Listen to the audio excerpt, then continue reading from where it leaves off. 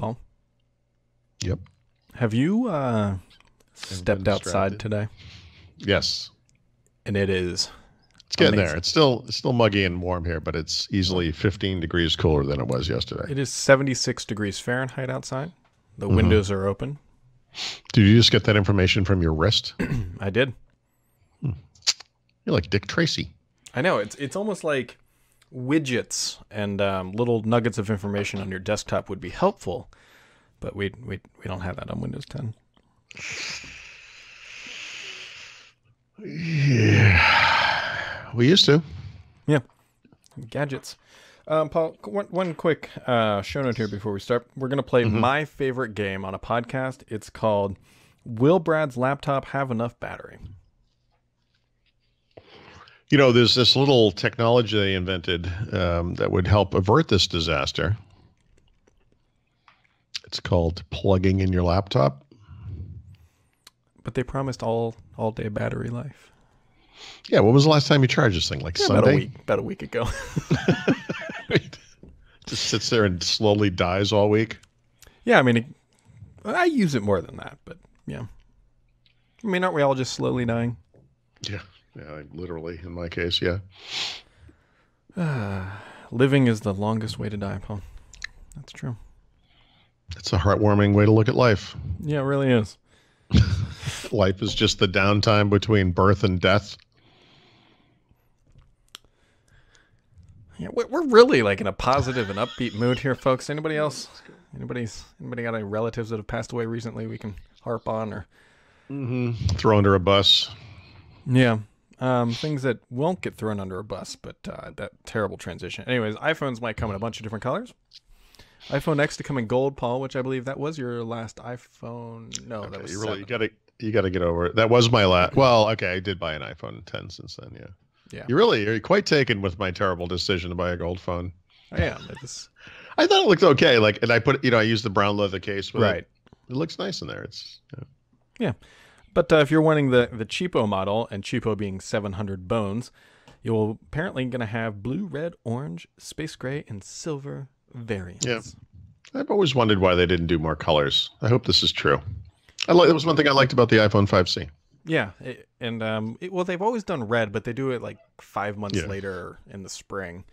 Yep. And so we will see what they actually launch with. I'm almost certainly going to get the iPhone X, but I'm going to try to weasel my wife into the cheaper one because, Yep. yeah, Sure. that she doesn't care. hmm So, before you get into your Windows 10 good, bad, and ugly, Paul, this is somewhat shocking because somebody tweeted something about Microsoft needs to bring. It was Kyle, who works on the Edge team, tweeted that they should bring back the. Oh God, I can't even remember what advertising campaign it was. Squirreled. No, it was a PC one. Was it? It wasn't. I'm a PC, or maybe it was. I designed Windows 7. Or whatever. But Yep. do you remember PC does what? That stupid campaign is PC does what? And yeah. That sounds terrible. And vaguely, I remember the I'm a PC thing. No. Oh, I think No, it was I I'm a PC is what he was talking about. But there No, was but there was a PC does what thing too. Because when Mary Jo and I went to Manchester, that was the running gag at that time. so when he tweeted that out, I went to go find one of those annoying commercials and to send it to him and be like, yeah, they should do this one too. All that information has been scrubbed from the internet for the most part. And I'm not even kidding. Yeah, like those Windows 7 launch party videos, which are unbelievably horrible. Yep. I challenge, and you can find them. There was the only really one you can find it on the internet still, which is just an in-place promo, was on the Ellen show where they did Oh, like boy. a segment on it. You can tell it's just poorly paid out and whatever. And Sure. she's even ripping on the name. But I tried to find those commercials, and they like you'll find blog posts where people reference them, and they've all been Right. deleted, like the actual videos. Yeah, you're right. They're gone. That is really funny. Yep. Bunch of nerds. Somebody came up with that brilliant thing and thought they were going to get a promotion, and yep. I feel like they were going with that kind of surface, the Surface commercials. Remember they had students in the student skirts and stuff, and it looks like they were trying to bring that forward and give that as a gift, to the PC ecosystem or something. Yeah. It's weird. It was weird. But Paul, as you noted, Windows 10 is about 3 years old. I think we're like 10, 15 days away from the official launch, and you did the good, the bad, and the ugly. Yeah, this is one of those.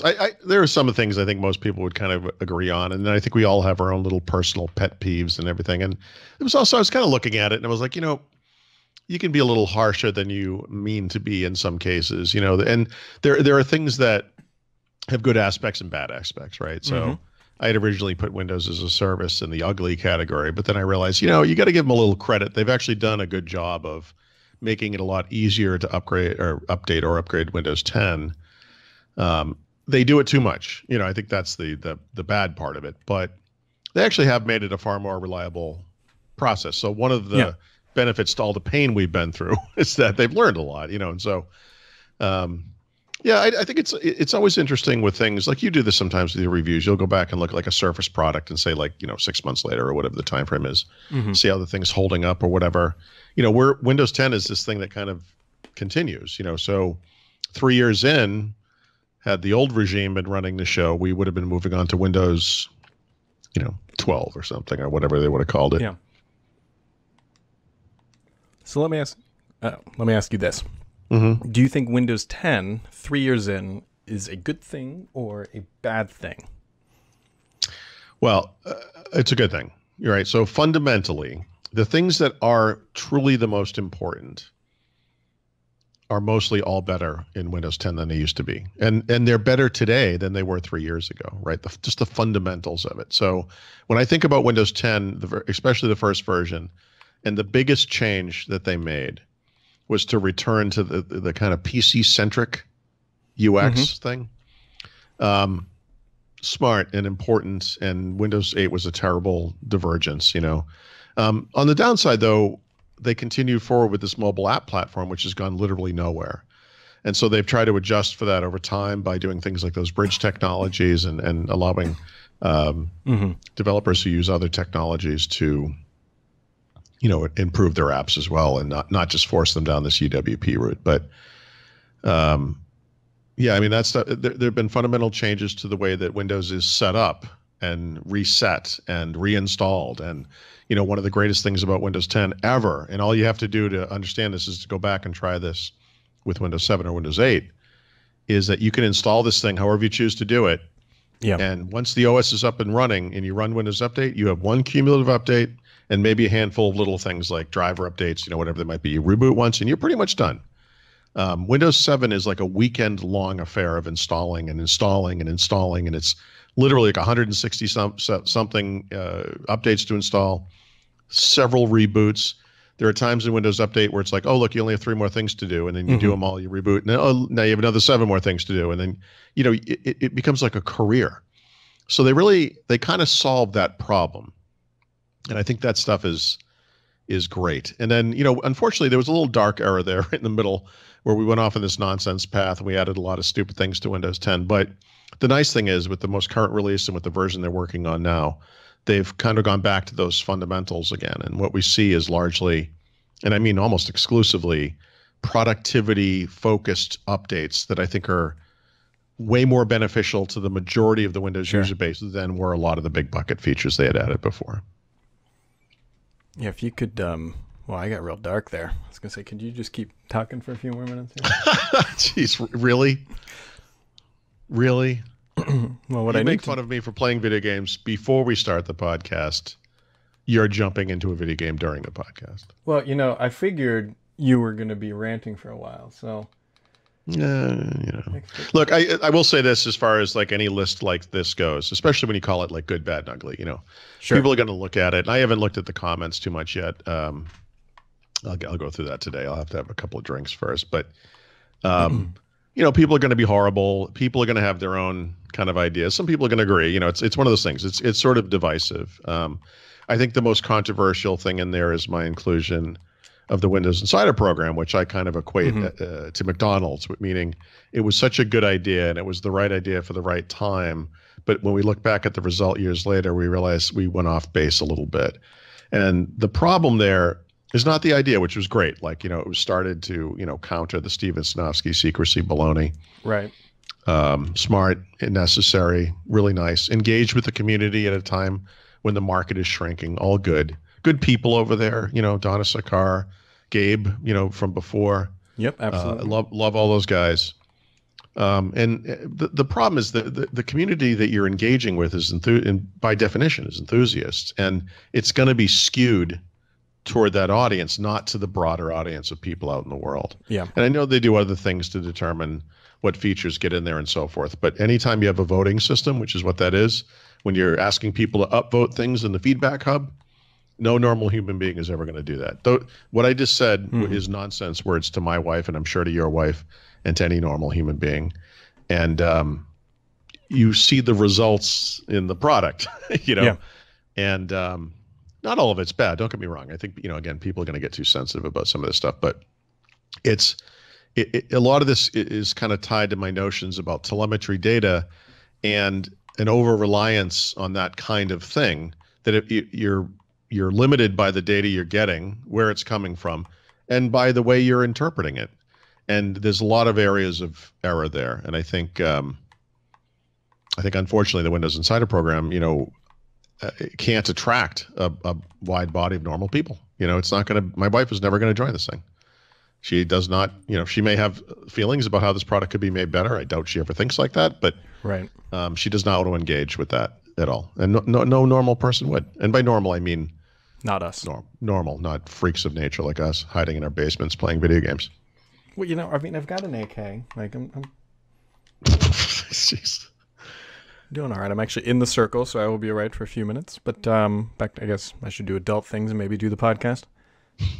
if you want to.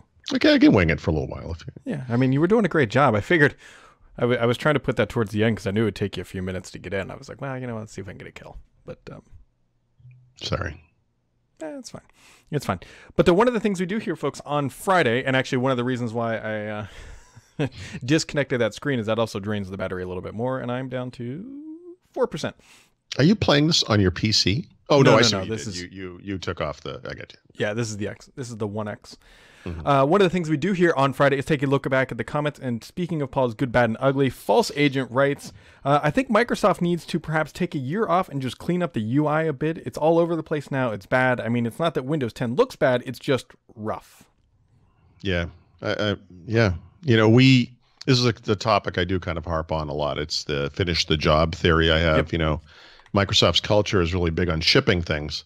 There's not a lot of reward for taking something that's already out in the world and making it a little bit better, Mm-hmm. And so, yeah, there are huge consistency issues across Windows 10. I've used the example of the Notepad icon, which has a glass element to the front of the Notepad, like from Windows Vista. Oh, what? Yeah. Still in there today. Yep. Insanity. I think the Windows Media Player icon is the same. I mean, it's a legacy application. That's no big deal. But someone pointed out in our forums today an inconsistency in the latest version of Microsoft Office, where one of the help things that comes down shows a screenshot of Windows XP, which is not supported anymore. So, and I'm sure the newest product doesn't even run on Windows XP. So it was like, it was from an older version of the product, and they just kept it in there since Windows 7 ships, since Windows 8 ships, since Windows 10 ships. I mean, again, there aren't eyeballs on these kinds of things. And yeah, he's right. It's a huge issue. Yep. And then the other one comes from Polycrastinator on my post about getting the Edge advertisement in Windows 10 when I'm already using Edge. He says, Microsoft, I literally have Edge open right now. It's my default browser. I'm using Chrome because the Exchange Admin Center in Office 365, your own product, by the way, does not work in Edge. Yeah. I was wondering if this was going to be a privacy-related thing, because the one thing I did think when you brought this up, because you pinged me in the morning before you wrote the article, you said, what do you think about this? And the first thing that went through my head was Microsoft's response is going to be, well, but we value your privacy, so we're not, we're not putting the two and two together. See, which I feel would be kind of a hollow claim if that were the case. So I actually did get a response from them. They reached out to me. I didn't even ping them, and they told me it was a mistake. I wasn't supposed to see that. Nice. Okay, there you go. That's great. Good. Yep. And it will be fixed in the next major release of Windows 10, which is coming out in October.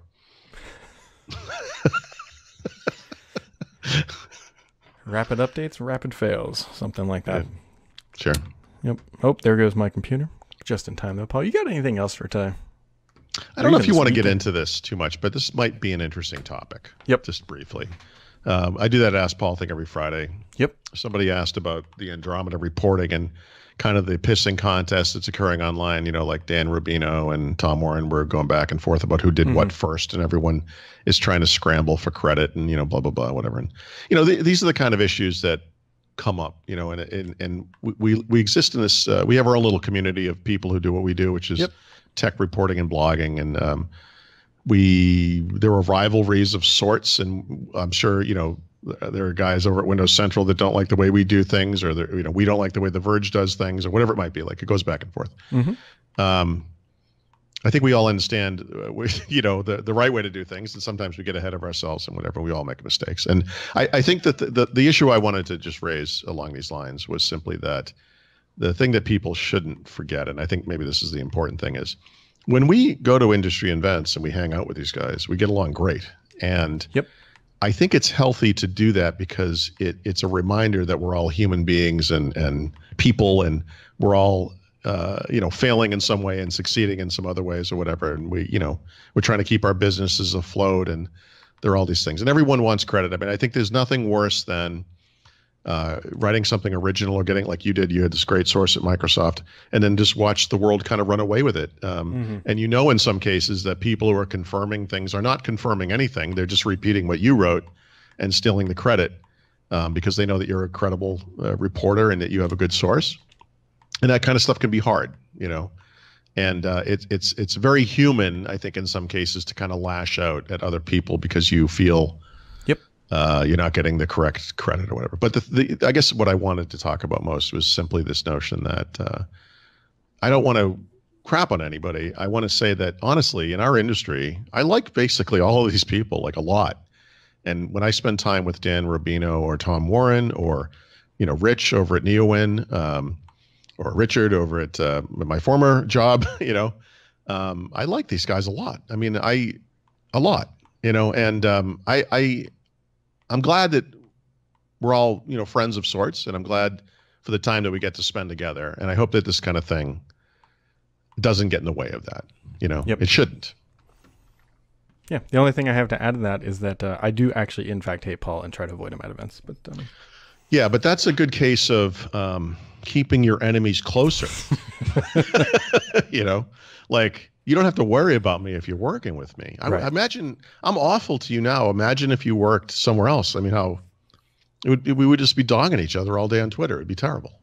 But now we can do it privately, and and also on Twitter. Yep. And the only thing I would add to that is we're all pushing the same agenda of trying to basically uncover Microsoft's roadmap without them telling us. And so everybody gets little pieces here and there, and we're better. Yeah, there's all kinds of inside baseball stuff. You might have a briefing on a particular product, and then you see it leak over to publication where they were also briefed on this product, and you think, well, how could they possibly leak this information? And that goes back years and years. I remember there was a classic CNET strategy, and this is seriously like 10 or 15 years ago, where they would send one of their reporters or reviewers to a reviewer's workshop, and then another one of them would report on everything that the other guy had learned. And it was because they just talked to each other.